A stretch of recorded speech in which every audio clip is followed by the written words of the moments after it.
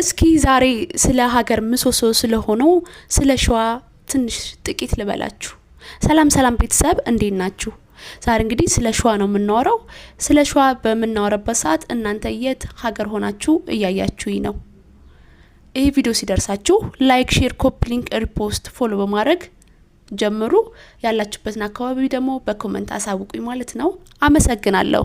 ሸዋ እንግዲህ በኢትዮጵያ ገጸ ምድር መሀል ላይ የሚገኝ ታሪካዊ ክፍለ ሀገር ነው። ሸዋ ከ5 ክፍለ ሀገር ማለትም የሀበሻ ምድር ውስጥ አንዱ ነው። በኢትዮጵያ ጥንት ታሪክ ውስጥ ትልቅ አሻራ ያለው ስፍራ ነው። ለብዙ መቶ ዓመታት በሉዓላዊነት በራሱ መሪዎች ሲተዳደር የኖረ የኢትዮጵያ አካል ሲሆን ርዕሰ ከተማ በሸዋ ውስጥ በየጊዜው በተለያዩ ስፍራዎች ሲፈራረቅ ቆይቶ ባለፉ 100 በላይ ዓመታት ግን አዲስ አበባ ሆናለች። ደብረ ብርሃን፣ አንኮበር፣ ተጉለት፣ አንጾኪያ፣ ልቼና እንጦጦ በተለያዩ ጊዜያት የሸዋ ርዕሰ ከተሞች ነበሩ። የሸዋ ገጸ ምድር እምብርት በአሁኗ ኢትዮጵያ መሀል የሚገኙ ተራራሞች ናቸው።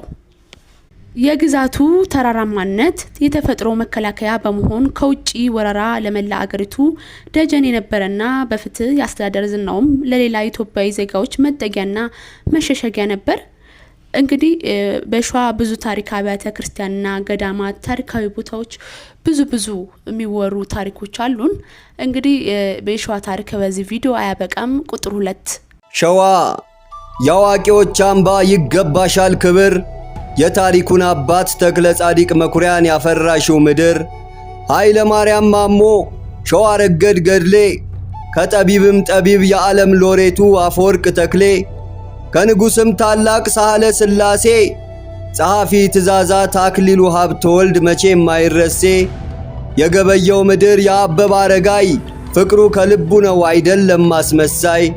ሂዱና ጠይቁ ፊደል የቀረጸው አቦ ጊዳ ብሎ ሀሁ ያስተማረው የቡልጋው አባቴ ታላቁ ተስፋ ነው።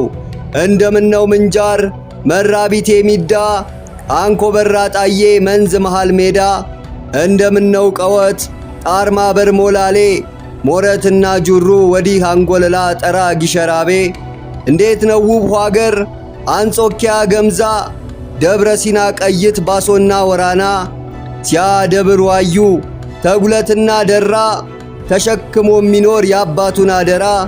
እምዬ ምኒልክ አጼ ልብነ ድንግል ምስክሮቻችን ጥርጥር የለውም ጨዋ መሆናችን። የቡልጋው ኮረማሽ የቁንዲ ተራራ ወፏሻና ጓሳ፣ ልቼ ሰላ ድንጋይ የምኒልክ መስኮት የሸዋ ምልክት ስሙ የሚነሳ። የቡልጋ ሰገነት እንዴት ነው መገዘዝ ደግ ነው ሀገሬው ከዛው ከጊናገር ሐረጉ የሚመዘዝ። መንዝ ተጉለት ይፋት ምንጃርና ቡልጋ የታሪክ ምስክር ያገር ባላደራ፣ የነገስታት አገር የቅዱሳን ምድር ታሪኳ ቢነገር አያልቅም ቢወራ። አጥሮቿ ገዳማት ቅጥሯ ቤተ መንግሥት፣ ቋንቋዎቿ ፍቅር የከተሞች ንግሥት። ቅዱሱ መስቀሉ በተገኘበት ዕለት በመጋቢት 10 ብርሃን ወርዶባት በሥላሴ ደብር፣ በአንሳስ ማርያም ግቢም ብርሃን የታየባት ደብረ ጽባህ ጊዮርጊስ ጎህ የቀደደባት፣ አጼ ዘርዓ ያዕቆብ እውነተኛ ፍርድን ርዕት ያሳዩባት፣ እምዬ ምኒልክ የተወለዱባት የነገስታት ምድር ይቺ ደብረ ብስራት፣ የፍቅርን ሸማ በተከናነቡ ጠቢባን ያጌጠች ይቺ ቅድስት አገር ደብረ ብርሃን ነች። ዮርዳኖስ ጸበል በፈሰሰበት ደብር ጸበሉ ፈልቆላት፣ ቅዱስ ሩፋኤል ፈለገ ዮርዳኖስ ተሞሽሮ ያለባት፣ የእንስሳት በሽታን ባጠፋልን ታቦት በርሶ የተከለለች፣ በሕፃኑ ቂርቆስ በታላቅ እርዳታው ከፈንጅ የተረፈች፣ ተወዳ የምትኖር በህብር በአንድነት በጽኑ እምነት ኪዳን፣ በኃይሉ የቆመች በወረደው ብርሃን፣ እንግዳ ተቀባይ ያላቸውን ሰጥተው ጾማቸውን የሚያድሩላት፣ ባለቅኔ አዋቂ ውድ ልጆች አሏት። የቅዱሳን ሀገር የታሪክ ሰገነት የጨዋዎች አምባ፣ ገና የምትኖር በቅዱስ ገዳማት በታቦት ተከባ፣ ሕዝቧም ምድሯም መልካም ደብር ሽንከን አልባ። ይፈትኗት እንደው በሳት ይፈትኗት፣ እንደ ወርቅ አንጥረው ቢያነጿት ቢያጠሯት፣ እንደ ሰኔ ፀሐይ እንደ አምሌ ደመና የምትናፈቀው ትሁንልን ደና። ሰፊ ነው ምጣዷ የእንጀራዋ መሶብ፣ እንኳን በሁዳዴ አትገድፍም አርብሮብ። ከመንዝ ከይፋት እውነቱ ቢፈለግ ጸሎተኛ ሞልቷል ትሁት ባለማረግ። ከቡልጋ ተነስተው ቢሄዱ እስከ ምንጃር ከአንኮበር ጀምረው ጥበብን ለመማር ከተጉለት አንስተው ቢያካልሉ ሸዋን ታሪኳ ያበራል ይቺ ደብረ ብርሃን። ጠቢባን ይጠሩ የፊደል አባቶች ዛሬ የሚገለጡ እኒያ መጽሐፎች። ሸዋ ፈላስፏ ሸዋ ባለቅኔ የቀለሟ ቀንዲል በልጆቿ እኮ ነው ስሟ እንዲህ ከፍ የሚል።